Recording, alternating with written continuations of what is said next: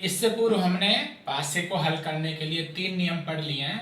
अब जो इसका बहुत ही सामान्य और बहुत ही सरल नियम है वो ये है कि कभी कभी पासे की दो अलग अलग स्थितियों में कोई दो अंक कॉमन आ जाते हैं। तो इसका बहुत सिंपल सा रूल है कि अगर कोई दो अंक कॉमन आए हैं तो जो अंक दोनों स्थितियों में कॉमन नहीं है वो एक दूसरे के विपरीत होता है। तो इसके अंदर अपना 5 के विपरीत 4 आएगा और शेष को निकालने की आवश्यकता नहीं है। शेष किसी भी नियम से जब कोई अलग से सवाल होगा उससे वो हल हो जाते हैं। अब मान लो अपने पास बचे यहाँ पे 2 और 3, तो इनके सामने जो बच गए 6 या 1 हो सकता है, इसके सामने भी 6 या 1 हो सकता है।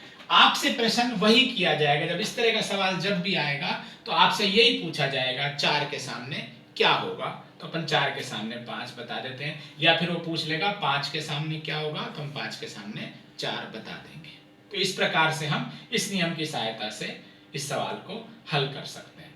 तो इस प्रकार हमने पासे के चारों नियम पढ़ लिए हैं और हमने जिस पे सबसे ज्यादा ध्यान दिया है वो है पासे की दो अलग अलग स्थितियां।